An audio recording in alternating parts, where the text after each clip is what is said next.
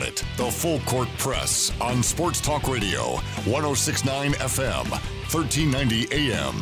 The Fan. Welcome to the Full Court Press. Happy Thursday to you, one and all, however and wherever you're joining us from. Eric Frandsen, Ajay, Salvesen, 106.9 FM, 1390 AM, and 106.9thefan.com. Great to have you all. Hope you're enjoying your Thursday, getting ready for what should be a nice long weekend. Labor Day is a time to rest, not to work. If you are, I wouldn't say privileged, but if you have a good job and they take good care of their employees, you should have Monday off. We have Monday off, Eric. Yeah, we're not going to be on the air. Heck no. I mean, do you want to be? I mean, we can be on the air if you want, though. I thought we were hanging out. You got other plans now. No, that's Tuesday. Monday, I'm free. Let's do it. No, you're not going to be available Tuesday. No, but Monday I will be. I just lined up and confirmed a great interview for Tuesday. Oh, I'm excited. Yeah. I didn't know about this. This would be exciting. This would be really fun. Can you give us a tease of what it could be? Because I don't even know. You will love the content of the interview. I love the emphasized word. I'm excited. That'll be Tuesday evening. And it will be just the tip of the iceberg. Okay, you should have just left it where it was, because the first one was just fine. And then you had to go and screw it all up. God. If you want to text into our show, about the Green Bay Packers. That's what I'm going to say. If you want to text into our show, you're more than welcome to. We'd love to have you be a part of it, however, and whenever you can. To tweet at us, if on Twitter, it's at Frandsen and at Ajay Salvi. If you want to text, it's 435-339-0321. Data rates and messages apply to you per contract of your service. Or if you want to call in, 435-752-1069. Hey, a little birdie told me just the other day. Yeah. That we are close to having our own app. No way. Our own app. Wait, for really? The fan.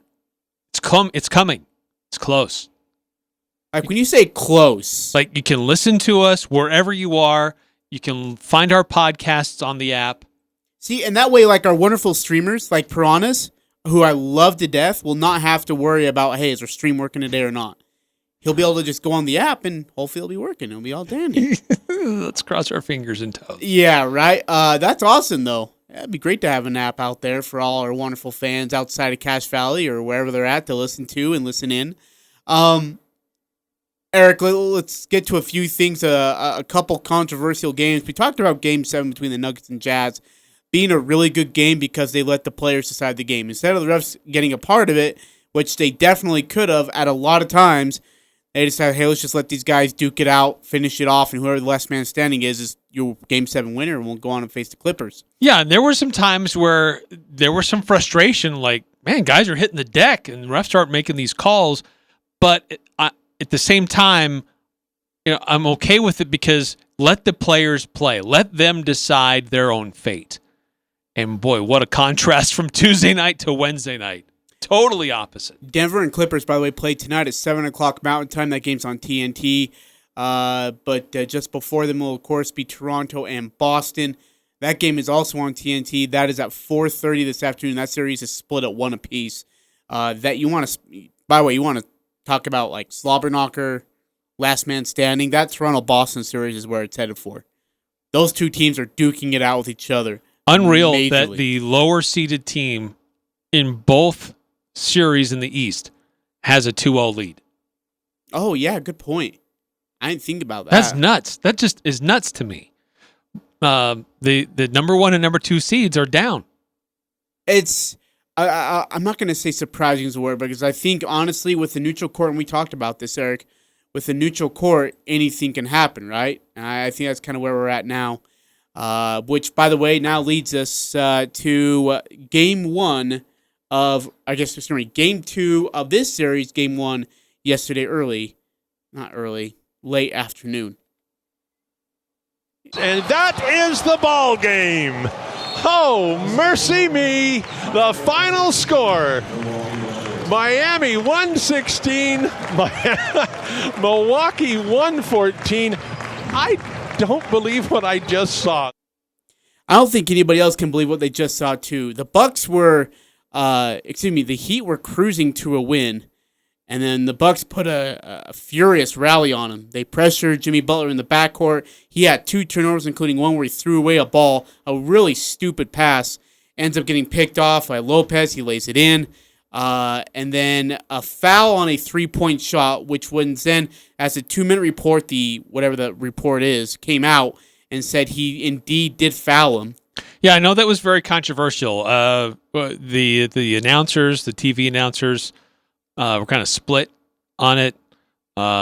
What's her name? Doris Burke. Doris was going on and on about how she was incredulous that it was a call. They bring on Steve Javie as an official referee's opinion, a former referee, and he says, "No, I agree with that." "Oh, I could not disagree more." She was really upset that it was a call. Look, when I watched it in real time and then when I watched the replays, it was the correct call. Yes, Goran Dragic goes straight up, but he goes straight up because he comes into the space where Middleton is, and Middleton doesn't have a place to come down. So, yeah, he took away his landing zone. Referees are very conscious of that in the modern NBA. A lot of guys get called if you take away their landing zone.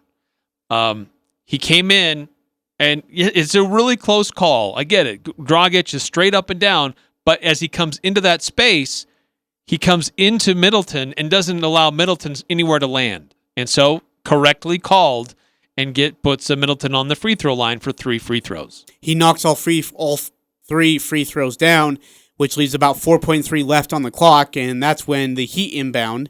They give to Jimmy Butler. He's stuck in the corner near side and goes up for a shot. Now, Giannis goes to at least challenge the shot, contest it. As he comes down, there's still no contact until he braces himself of Butler landing into him. And he puts his hand not really hard, just slightly onto his rib cage. For a split second. When you see it in real time, you're not even sure if it makes contact. So he puts it on his rib cage for just a split second and then lets him go to the ground. They blow a whistle.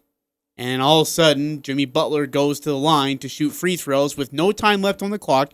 The Bucks were out of challenges, so they couldn't use it during then. And Jimmy Butler knocks down both free throws, and Miami Heat come away 116-114 winners over the Milwaukee Bucks and have now taken a stunning 2-0 lead over Milwaukee. Were you surprised that the refs didn't put any additional time on the clock? No. Nope. I think it's the right because decision. Based on when the contact was made? Bingo, which was at the buzzer. Because they don't call it when he lets go of the ball. They call it when he's made contact, and he didn't make contact as he's coming down. After. Yep. Bingo. Jay Crowder finished in 36 minutes, 5 of 13. He had 16. Goran Dragic, how about this? Goran Dragic led all Miami scores with 23 points in 34 minutes. He was 8 of 18 from the field, 4 of 8 from deep. He also had 4 assists and 2 steals, along with 5 boards. So good work from him. Jimmy Butler had 13 on 3 of 8 shooting, 0 of 2 from deep, 7 of 8 from the line. And Tyler Herro had 17 points, 3 of 8, 2 of 2, and 6 of 13 from the field. Eric, actually, before I get to you on this, Bucks really quickly, their line. Giannis had 29. He led all the scores. Chris Middleton had 23. Lopez Bledsoe finished with 16. And Kyle Korver actually had a good shooting day. He had 14 points on 5 of 9. And you're over the hill. George Hill had 14. 3 rebounds, assist, and a steal. Yeah, he's still over the hill. Eric, out of all the series as you talked about the 1 seed struggling or the higher seed struggling, and Milwaukee was 56-17. They had the best record in the NBA. Miami Heat got a late surge in the second half of the season, quote unquote, into the bubble, and that's why they're here. Are you surprised by this 2-0 lead from the Miami Heat? I am, to be honest. I thought that I'm not surprised that Milwaukee lost one because they lost one against Orlando, and they can maybe get a little overconfident and overlook opponents and not take them as seriously as they need to. So I wasn't surprised that they lost game 1 because they've made a habit of that. But I was surprised in last night's outcome that the Heat are up 2-0. This is a good Heat team. It's a well-balanced team. Bam Adebayo, Butler, Crowder, Dragic. I mean, they've got a lot of guys that can play different roles. And so, and this may be Spoelstra's best coaching that he's ever done with the Miami Heat. Because before, when he's had great teams before, he's had tremendous all-star, top-level talent. What he's doing here, not to take away from the talent that he has, but they're not like top 5 players in the NBA. So it's impressive, really impressive, what he's doing with this squad, with the Miami Heat. How they dispatched Indianapolis, to the Indiana Pacers, how they're taking care of Milwaukee right now, how they're defending Giannis. It's very impressive to see what he's doing as a head coach and with this squad. What is it with the Bucks that when they get to the playoffs, they can incredibly underachieve? I mean, look, they took care of the Magic, but they struggled in Game 1, took care of things in Game 2, but even Game 3, just they didn't look sharp. And now here they are down 2-0. Is it the coach or is it the players not being mentally prepared? Maybe a little bit of both, to be honest. I think Budenholzer is a good coach. I've never thought of him as a great coach. He had good teams when he was at Atlanta, but he never went really deep. He's had good teams in Milwaukee, but he's never gone really deep. So I think of him as a good coach. I just don't know if he's a great coach. And I think that Eric Spoelstra is proving that he is the better coach. Yeah, and that's... And I think he benefits from having the best player in this series in Giannis, but I don't know that the rest of the team is really performing like they ought to. Eric Spoelstra has also had that experience, right? I mean, he's been through the mud, whether it was LeBron James and Dwayne Wade and Chris Bosh over there with the Heat, where they lost to the Mavericks, beat the Thunder, the Spurs in back-to-back championships, and lost the Spurs again. He just has that pedigree of playoff chart that Budenholzer does not have right now. Yeah. At least not as a head coach. And as assistant, he's been there, sure, under Greg Popovich, but not as a head coach. And you're seeing that right now. Again, somebody who I was really impressed with. Yeah. For Milwaukee, that I do want to, I think, deserves some credit, is former Jazz man Wesley Matthews. Oh. Defensive job that he was doing on Butler was really impressive. Butler in Game 1 went for, 40 points? Yep. And in this one, he only put up 13 points. And a lot of that was because of the defense by Wesley Matthews. So I was impressed with him and what he was doing. There were some good things that Milwaukee did, but not enough. Yeah, and again, that's been kind of the theme of the Milwaukee Bucks in the playoffs is good, but not enough. Eric, if they fall in the second round, if they do, and it's a 7-game series, so as you saw the Jazz, 3-1 versus Denver, anything can happen, and it's not over till it's over. But if they fall in this series, this will probably be one of the more disappointing endings for an NBA playoff team in playoff history, or at least in recent memory. I mean, I'll look at the 73-9 Warriors, but this team was loaded, and they still are loaded. And if they fall to a Jimmy Butler really led Heat team win, or led Heat team, and the Heat win this series, boy, there's going to be a lot of questions on Budenholzer's credibility and the legitimacy of him as a head coach, if he's even capable of doing it, because he can't get his team through the playoffs, even with the loaded roster like with Giannis on there. Yeah, and I think some people are already trying to jump on this bandwagon that Giannis is going to leave. I'm not quite there yet. I don't think that he would do that. I think that he appears to be pretty loyal and happy with where he's at. But if it's an early exit again, you miss out on a trip to the finals based on the year that you've had and the couple of years that you've had. I think that pressure does mount, and more people are in his ear to go somewhere else. But it's surprising that this Bucks team, as good as they were during the regular season, are not really taking care of business in this series against the Heat. And you know what? You look at one of the big keys, I think, is that they've effectively put up this wall against Giannis. They don't allow him to get downhill on them, and also they're taking away the three. Milwaukee only attempted 25 3-point shots last night, and of those 25, only made 7. The Jazz usually make about 20 3-point shots, and these guys attempted only 25. So I was surprised to see Milwaukee only make 7 3-point shots. So that's probably going to be changing in this series. If they want any chance, that has to change. in my opinion. If they want any chance, the way that this playoff bubble has been, it's a shooter's dream. They're going to have to change something about that if they want any chance. Well, and the leading three-point guy last night for Milwaukee is their center. Yeah. I mean, Brook Lopez was 3 of 5. Chris Middleton, who's supposed to be the three-point sharpshooter, was 0 for 3. So, yeah, there's going to be some changes. There'll be some tweaks. Boy, they better make some changes really quickly, too. Meanwhile, Game 7, Houston and Oklahoma City was a dogfight as well. Final call here on KTRH. 1.1 to go in Game 7. Rockets up 2. Thunder with the ball and a chance to tie or win.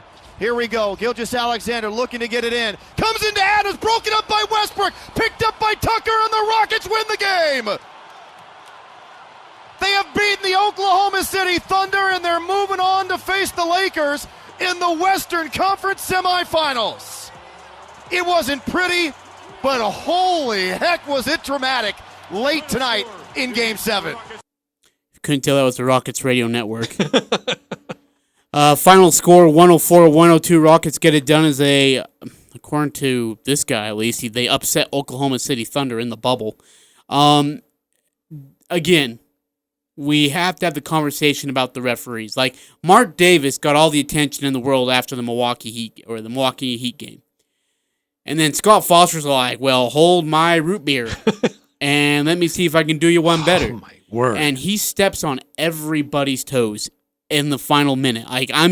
Anybody he could get a hold of and blow a whistle on, he was aiming for. The reviews, the calls, the challenges, the free throws, that last minute of game time took forever. And it was really ridiculous. Oh, my word. James Harden had a nightmarish offensive night. In 37 minutes, 4-17 from the field. He was only 1-9 from deep, 8-9 from the charity stripe. He does finish with 17 points, 2 steals, 9 assists, 3 rebounds, and 3 blocks. One of them becoming major. The chase down to, I believe, was it Schroeder or was it SGA that he blocked? It was Dort. Oh, was it Dort? That's okay. Yeah. So he just the fact that he was aware. Because to get there, he had to see the pass coming based on space of what him and Dort had. And for him to get over there as quick as he did, get his arm up and contest shot and then block it in itself. But then... That was impressive. But then he turns around and the attempt to throw it off Harden's legs. And Harden's able to avoid the bounce off his legs. Ball goes through his legs, goes out of bounds. But then what was... Chris Paul said there was a timeout that they thought they had called, but because the Oklahoma City player was in bounds, was out of bounds and then came back into play and touched the ball, went back to Oklahoma City, so we went from 1.7 on the clock, we went from 0.6 to 1.7 to 2.6 on the clock. That whole thing was so crazy with a potential foul call on an inbounds play. Did they call the timeout first or was the foul called first?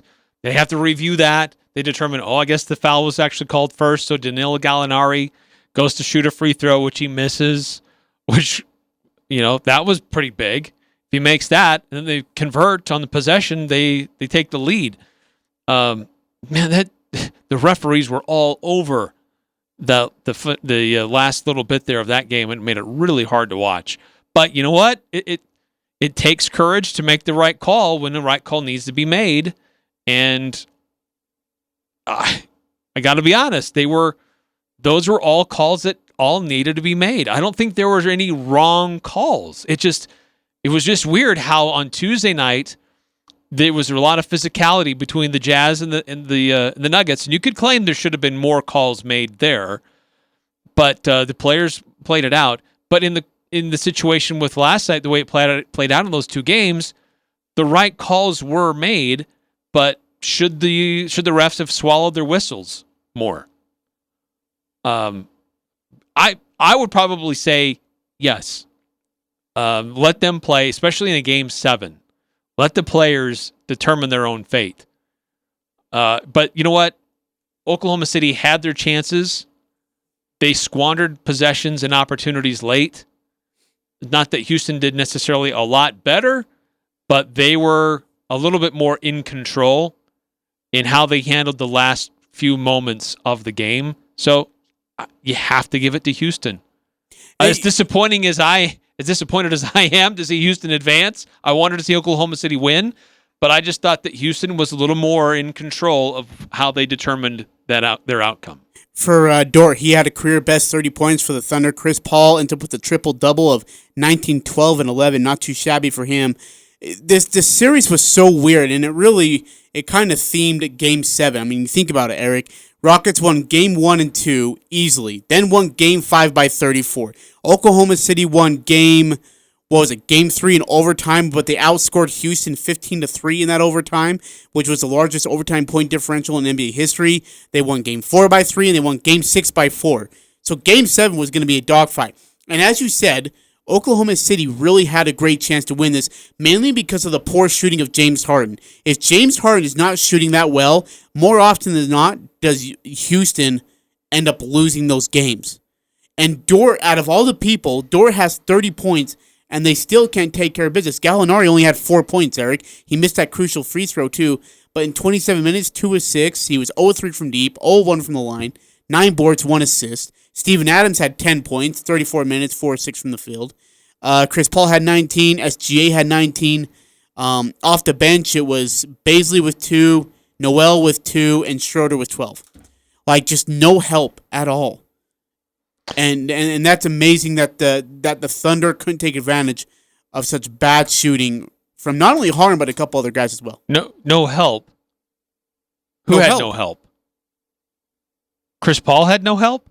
Yeah. I mean, look, you got... Shai Gilgeous-Alexander played great. Dort was out of his mind. Yeah, Dort was out of his mind. Schroeder... SGA has 19. Schroeder had a couple that at the rim that just rolled out. It should have gone in. Yeah, should have, but he was still, I mean, 12, 6, and 5 off the bench. Yeah, that's pretty good. Here's the problem. If James Harden is not shooting well, this team rarely wins. Now, granted, but Covington, it's kind of like that Denver Jazz series. Covington, 21. Russell Westbrook had 20. Eric Gordon had 21. And Harden had 17, but again, he was 1-9 from deep and 4-15 from the field. Green had 13.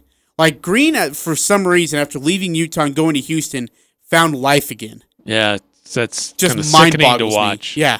I mean, good for him that he's found a home, but like, where was that when he was in a Jazz uniform? In a Jazz uniform. Hey, did Austin Rivers get hurt? No, he played. Not much. But I mean, that's the thing. He's only played 7 minutes. He was ineffective. They were going for a short rotation, and I don't know. Didn't play. I don't know that he was hurt, but I saw him play, and he didn't look hurt. Of course, Tyson Chandler isn't going to play. They were 17 of 49 from deep, and Oklahoma City was 16 of 34. Thunder had 21 free throws. It went dude, that makes you sick. 16 of 21 from the charity stripe, and he lost by 2. I was surprised that Gallinari went to shoot that free throw at the end. Yeah, he I thought been it was at the Chris line Paul all day. Yeah, I thought it was going to be Chris Paul. Paul had already done well at the line earlier. I thought it was going to be Chris Paul. I was surprised by that. I mean, it ultimately didn't determine the outcome, but no. But I think it helps your morale. You get 1 point, man. You're closer. We can play for the win, not just for the tie. Hey, can we talk about the final play really quickly? Like that inbounds play. What in the fetch is Steven Adams doing in there? I don't know. And then they throw it to Steven Adams. They had nothing in the paint. He has his guy pinned. All you got to do is lob it to the hoop. Yeah. There's no one to stop. If you're Gallinari, you pin someone against like the top of the perimeter with Adams out of the key, and you just dart to the rim. Well, that couldn't have been their first option. The way that played out. What was their first option then? There's no way that... Was it Steven Adams? Steven Adams coming up to the 3-point line with 1.1 to go, unless it was give it to him and he gives it right back to Gilgeous-Alexander. He didn't even get a chance. But no, that was totally botched. Like I said, Oklahoma City had their opportunities. The possession before, Chris Paul with the ball with like 15 seconds to go, messes up how that play goes. Russell Westbrook gets his paws on it, locks it loose, and they're kind of scrambling. So Oklahoma City had their opportunities, and they messed it up. Was that the possession where, like, the ball was bouncing both ways? There was, like, a loose ball for at least 6 seconds. Steven Adams hits the court. The ball looked like it was backcourt. Falls loose, and then I think you're right. Chris Paul picked it up, but then he lost it against Russell Westbrook. Westbrook picked it up, and I think In fact, was the last bucket, if I'm not mistaken, like the last field goal, was that from Tucker with like 42 seconds left or something? I gotta look this up really quickly. Yeah, dude, the last bucket of the game was with 1 minute and 25 seconds remaining. It was a PJ Tucker floater to make it 103-102. That was the last field goal of that game. And as you brought up, there was just so many opportunities for Oklahoma City to get a chance to score, and they couldn't. It was turnovers, it was bad passes, it was unorganized offense. That's unreal. Like, if you're Oklahoma City, you're kind of sick about this. So the question now, Eric, becomes, they got a ton of young talent. Chris Paul's value skyrocketed by just playing with this team alone. They have several. I know they actually have 2 number 1 picks, which both, I don't think either of them could be lottery, right? I don't think either of those are lottery picks now, based on where the draft picks fell. But they have 2 number 1 picks. So, well, the thing is that Houston mortgaged a lot to get Russell Westbrook. They gave up a lot of future picks to Oklahoma City. Oklahoma City has some good young talent now, and they're going to have a lot of picks at their disposal to continue to build or to use as trade opportunities for the next several years. So Oklahoma City is in a good position, a really good position, to be a team that they're developing some good people. How long does Chris Paul stay there? Is this his new home? Does he go somewhere else? Because he still has value in the league? Or does he continue to mentor Shai Gilgeous-Alexander and Dennis Schroeder into the future of Oklahoma City? And what else do they do with some of their other young pieces that they have available now? So Oklahoma City has 1 first-round pick. They had 2, but based on the draft order and where it went, Philadelphia picks up the 21st pick. That comes from the Oklahoma City-Orlando-Philadelphia trade. So it ends up going back to Philadelphia in the first place. So OKC only has 1 first-round pick as I'm looking at it. Yep, 1 first-round pick. But again, and then here's the other question, Billy Donovan.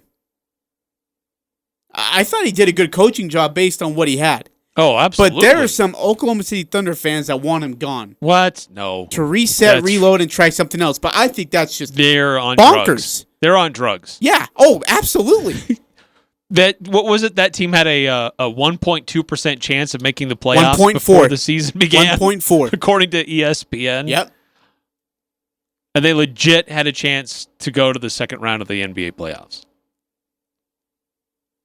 So you want to hold on to that guy. So I mean, there's some people saying, "Oh, it's more Chris Paul than Billy Donovan," but I don't know about that.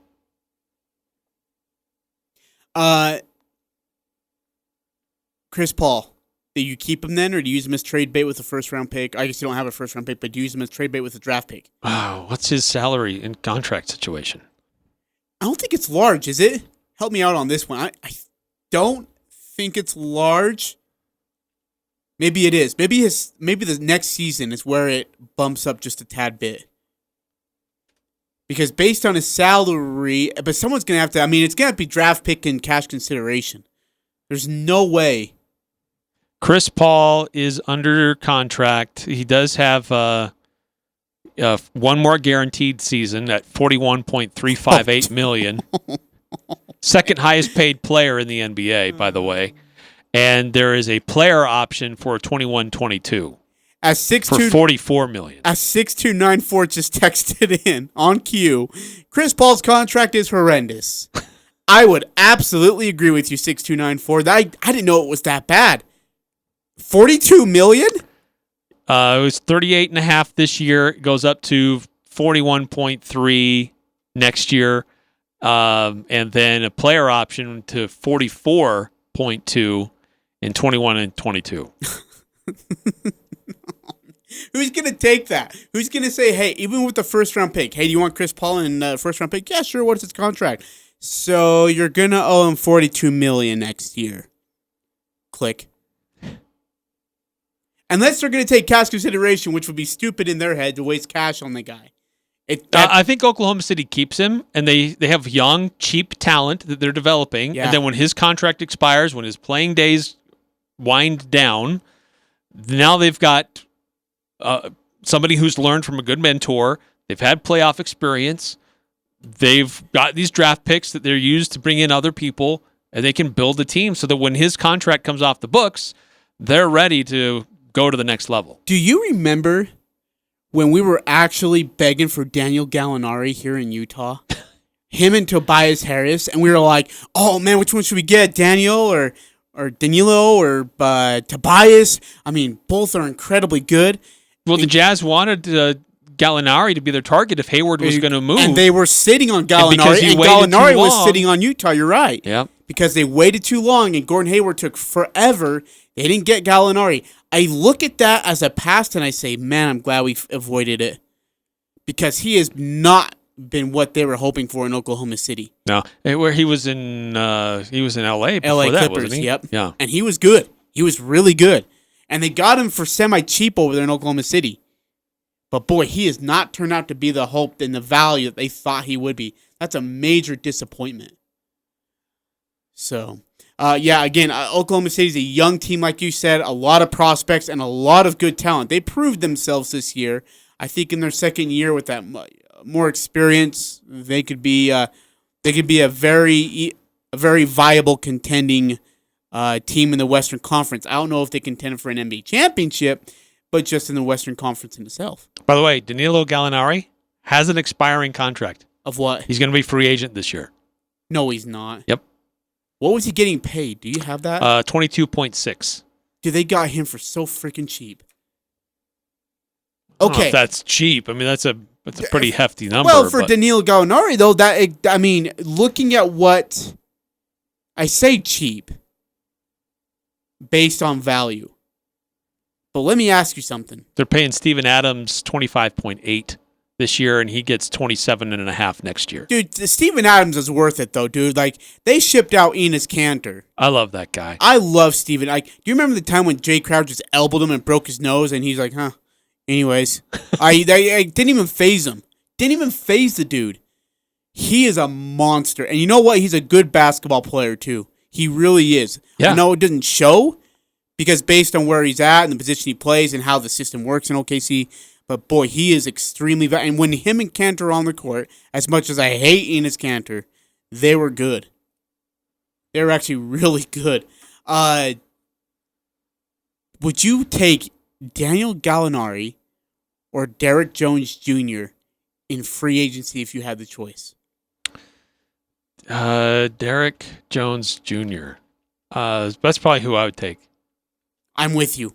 I think he's younger. Because he's young. I think he's got some upside to him. I think he could be that other 3-and-D guy that the Jazz are looking for. Need. I don't think Gallinari is really... He's a 3, but he's not a 3-and-D. And he's proving it, too, by the way. He's proving exactly what you were saying. Oh, by the way... Gallinari would be a nice addition as like a stretch 4 to have available, but what the Jazz need is a 3-and-D guy. A stretch wing. And Derek Jones could be that guy. So, by the way, I was... we got some new content coming onto our online site, our website, starring Ethan Dursteller of the NFL. He interviewed Spencer Cox today, and he asked him about Rudy Gobert. And I was extremely disappointed when he said word for word what you said yesterday about Rudy Gobert.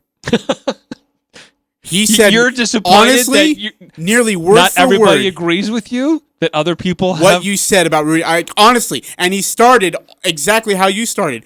Well, he is a taller guy. 7-foot guys after 2 years don't last long, and a supermax contract of $200-something million probably wouldn't be as much of value in 2. And I was just like, what the fetch is going on here? I was not thrilled. I nearly had to stop the podcast. Stay tuned for that podcast. It's going to be coming up soon. You'll be Lieutenant Governor Spencer Cox will be joining Ethan Dursteller. This podcast will be called More Than a Game. You're going to love it. Every single bit of it. You're going to love it. All right, we are way overdue for a break, but really quickly, before we go to break, for those traveling, southbound traffic in Starting Canyon was temporarily reopened to let some vehicles through the Dry Lake area where crews are putting out a semi-truck fire. However, the canyon still remains closed to all southbound traffic until crews have the scene completely cleared. I would say it would maybe take a while, too. So, Yeah, there was a truck with some hay on it that caught fire. I Oh. understand that it was some threat to spread to the off the road, but I think they contained that pretty well. That's kind of contributed to why it's taken them so long to get traffic flowing again. So be careful. That's really scary. Jeez, If you're hay's planning on on fire, going man. south, take Valley View Highway, go over over to Tremonton and get onto I-15 that way. It's probably your safer bet, probably a quicker bet at this point. We're going to get into more news and NBA notes, including who has won NBA Rookie of the Year. Yeah, it just came out. Just came out. We'll get you that news and more notes on the NBA coming up here on the Full Court Press 106.9 The Fan. The Aggies, the Jazz, the high schools, the Full Court Press on Sports Talk Radio, 106.9 FM, 1390 AM. The Fan.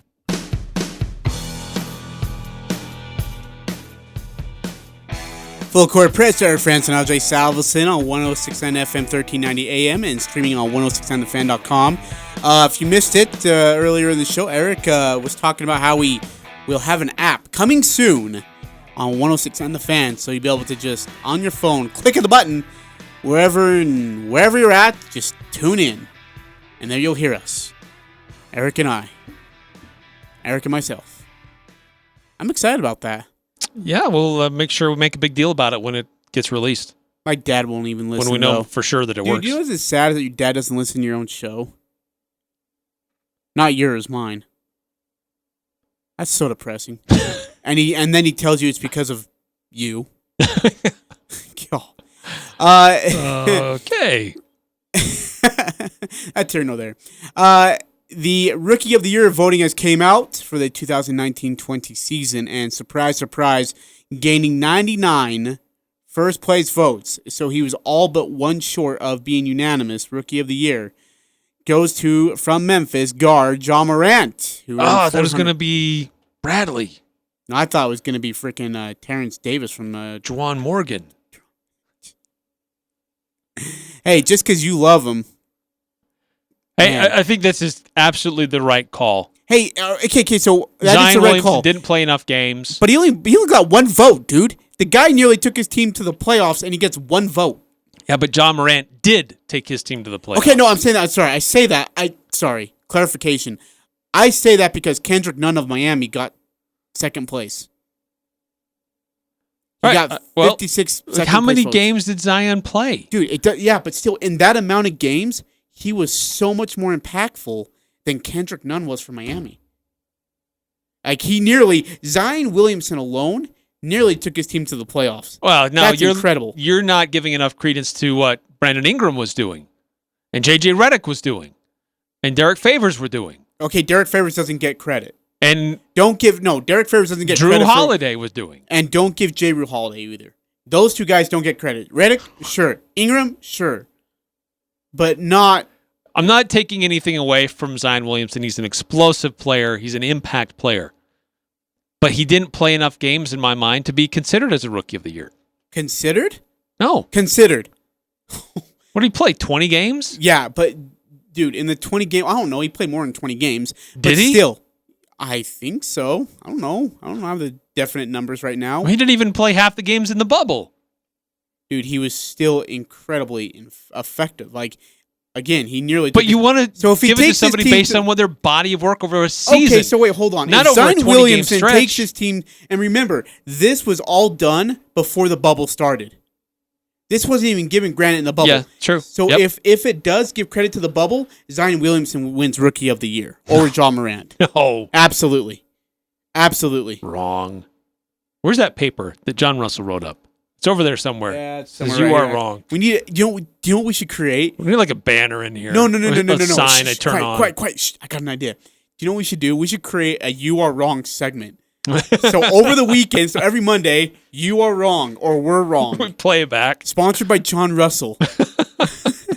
Every time we had a hot take or a claim, proves to be incorrect. We're gonna get some audio where it says you were wrong. We need to get John Russell in here to do that audio too.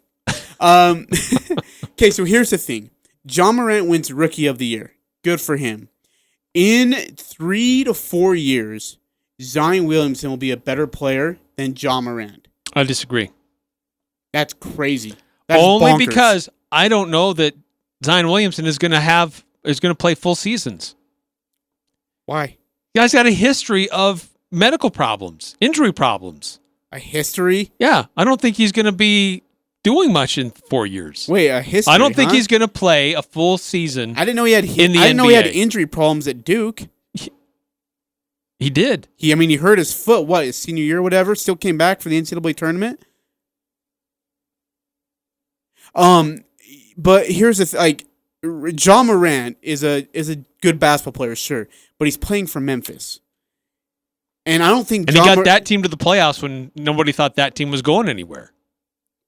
Give that guy some credit. Did you see the 7th, 8th, and 9th spots?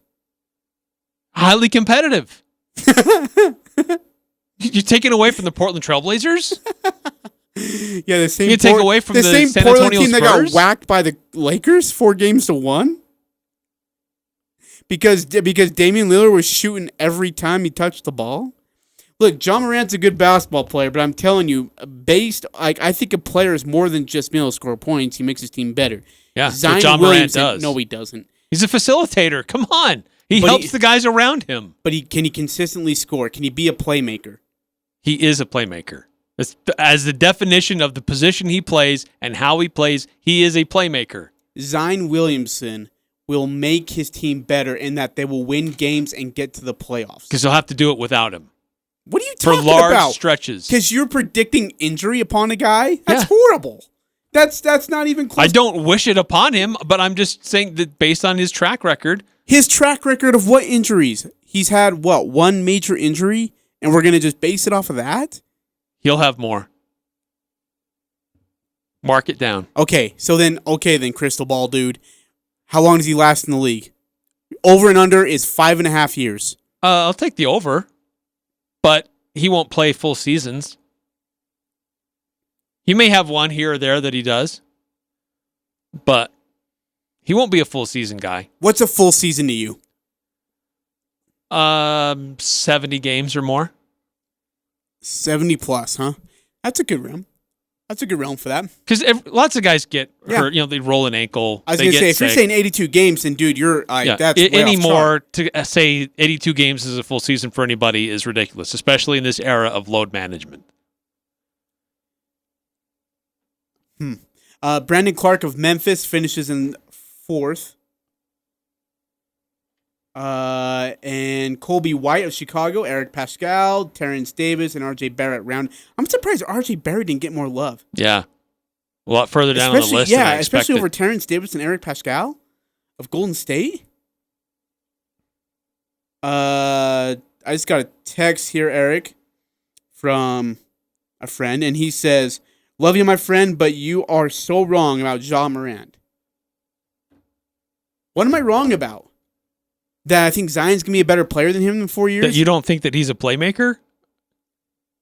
He's not an all-around playmaker. There's a difference. There's a guy who can be a how do you distributor, define a playmaker then? a guy who can distribute but yet score consistently. Ja Morant That can. sounds like John Morant. Ja Morant got a lot of help from some pretty good players around him. Zion didn't have a lot of help. Gosh. JJ Redick was inconsistent. Brandon Ingram showed up in the bubble. Hello, Brandon Ingram. Brandon Ingram is the most improved player of the year. I know, but there wasn't a really big list. What are you talking about? There wasn't a big list. There wasn't a big list. I love you, but there was. I love you, but there's no way. Hey, can we go to something else real quick? Are you talking about girls soccer? No. Okay, yeah. We do hit need to it. get to that. No, yeah, we will after our break, yeah. A lot of noise about this study from Penn State. About 30% of their athletes who were tested for COVID-19, who tested positive, had this myocarditis, if I said that right. Mm-hmm. It's the inflammation of the heart. There's a lot of concern with that in football, especially with these athletes, that if they get COVID, COVID itself isn't really a problem for the athletes, but the potential for long-term health effects and how it relates to the heart could be. And there was a lot of noise about this Penn State study. It's that 30 to 35% of the athletes have it. Well, now the doctor who did the study is walking that back. No, he's not. Are you serious? Saying that he didn't intend for that to be published. He wants to clarify it. He wants to apologize for any confusion. No, don't do that. Are you kidding me? At this time, there have been no cases of myocarditis and COVID-19 positive student athletes at Penn State. Oh, shoot. Someone's going to be in trouble. Wow. Who do you think that news coupled with the that... Pac-12 news today may be most encouraging thing for the Big Ten in moving forward. So wait, here's my question for you. Is it who's giving him the instructions to say that? Do you think that's him, the doctor, saying that? Or is that somebody in his ear, higher up guy saying, you better fix this. We're this close to playing football this fall. Don't you dare screw it up. Fix what you're saying, you're going to lose your job. I don't know. How does that happen? Yeah, how does somebody that's the say thing. That's so 30 odd. to 35% of the people we tested have this condition? And then you say, actually, nobody had that condition. Dude, that you can't do that. How does that happen? You can't do that. Dude, someone's got to be in his ear. One way or the other. Someone could have been in his ear like, hey, look, there's movement here. The president's getting involved. We're going to be political pawns and restarting football. We don't think we should. Oh, yeah, 30-35% of everybody tested has this thing. And then that makes me a want day to throw later, up. Scratch his head. Turns out, scratch his chin. Nobody really had anything. We got some major college football news with Pac-12, Big Ten. We're going to get into that in the second hour. By the way, really quick, I want to get your thoughts on this, Eric, and maybe it's a teaser to a longer discussion we'll have if we need to. Steve Nash will be the head coach of the Brooklyn Nets upcoming, as has been reported. Have the Brooklyn Nets announced it yet? They haven't announced it. Yes, they have. Okay, they have? Yeah, it's official. So out goes Jock Vaughn, who actually did a pretty nice job, and in comes Steve Nash. Well, Jock Vaughn isn't out. He's just not the head coach. He was the interim head coach. He's still on the staff. So he's probably like associate head coach then, huh? Yes. Does Eric like you? Sure. You do not sound confident when you said that. I mean, I don't know about his coaching credentials. I know he did some things with Golden State with player development. I know he's been involved with the Canadian national team. I know he's been involved with some things on a executive level with basketball. Man, really smart basketball player, high IQ. He's a Hall of Famer. He's been an Olympian. You can't argue against his credentials as a player. But here's the thing. And I know he's worked out personally with Kevin Durant in the offseason. So I know he's got it looks like he's got a great relationship with the star players on that team. And I think that goes a long way. But here's the thing. Derek Fisher didn't work out. Jason Kidd didn't work out. Like, there's a worrisome, and it's been a worrisome since Mark Jackson didn't work out. Mark Jackson didn't work out. Magic Johnson didn't work out as a head coach. Michael Jordan hasn't worked out as an owner. There's a worrisome. What? Michael Jordan hasn't worked out as an owner? Yeah, owner of the Hornets now, Bobcats, Stingers, whatever they are. He's doing all right. No, he's not. The team management has not been great. Eric, it's on him. Okay. He makes the coaching decisions. He makes the player decisions. When's the last time they've actually been a competitive team in a weak Eastern Conference? Does Gail Miller make the player decisions for the Utah Jazz? That's different. That's why you have a management team. That's why you have an executive team. No, it's different for every franchise. Don't compare Gail Miller with Michael Jordan. Now, Larry Miller. How many owners are in the middle of every player decision? Larry H. Miller was. Right? Larry H. Miller was pretty damn involved. They have a say ultimately about finances. And, what players come and go. Larry H. Miller was making and extending contracts or ex-nating contracts personally with players. Like, right, John Stockton, sit in the office and do a contract with them. It wasn't Jerry Sloan. It was Larry Miller. I will give you that. And Steve Ballmer for the Clippers, I would say probably has a heavy Mark Cuban has an impact. Okay, but we're getting away from the point here, and that is that sometimes when a player goes directly from being not directly, but when an NBA team hires a former player to be the coach without any coaching experience, it hasn't always worked out. True. Now, Doc Rivers, that's worked out just fine. Steve Kerr, that's worked out great. So there are cases where it has worked out well. There's a lot of cases where it hasn't. But I really take issue with Stephen A. Smith today saying it's only because of white privilege. That's stupid. And I'm getting really tired of that conversation. That needs to stop. It's not because he's white. It's because he's got potential to be a good coach. Let's take a break. Coming back, RPI girls soccer it looks like it's been listed. So we're going to take a look at that and then close up the first hour. Get ready for hour number 2 here on the Full Court Press. Talking the sports you care about. The Full Court Press on Sports Talk Radio, 106.9 FM, 1390 AM. The Fan. 90 seconds, closing up the first hour here of the Full Court Press. Eric Frandsen there. I'm Ajay Salvesen. Thanks for joining us, however and wherever you are doing so. And if you want to catch our podcast, past shows, recent shows, interviews included, go on to our podcast platform, Stitcher, iTunes, Spotify. You can find our show. Just type in Eric's name or my name of the Full Court Press. Or, of course, go on to 106onthefan.com, and it has all the content included in the podcast section. Eric, 60 seconds left. Girls RPI soccer. Girls soccer has the RPI. Utah High School Activities Association has revealed the first RPI rankings for the season for girls soccer. Cache Valley School is doing very well. Green Canyon, number 1. Awesome. Skyview, number 3. Logan, number 5. Mountain Crest, number 7. Ridgeline, number 10. So 5 of the 6 Region 11 teams in the top 10. Sadly, Bear River near the bottom at 20. But still bodes very well for really good soccer being played in Region 11. And Green Canyon on top. That's 5-1. Skyview's 6-1. Logan is 5-3. Mountain Crest 4-3. Ridgeline is 6-3. So some good soccer being played. Good job, girls. Back in the days, back in the early thousands, when those teams would be competing in 4A against some of the best. And they've routinely played for the state championship, too. We'll go back to second hour coming up here on The Fan. I'm Dan Patrick, and this is Above the Noise. Last night's Heat-Bucks playoff game ended in a most unspectacular fashion. Miami's Jimmy Butler was lightly fouled with no time left in a tie game. He hit the free throws to clinch the win, giving the Heat a 2-0 series advantage. But maybe there was some karma. Milwaukee tied it when Chris Middleton was fouled on a three-pointer. That call was very dicey as well. Social media was brutal after the game, but as frustrating as it was, how great is it that we can watch basketball and still complain? That's not an excuse. Officials should always aspire to be better, and I feel bad for the Bucks fans. But these are luxury problems for the casual fan who went months without games. Same can be said for baseball and hockey, and can't wait to go after the NFL officials when the season starts.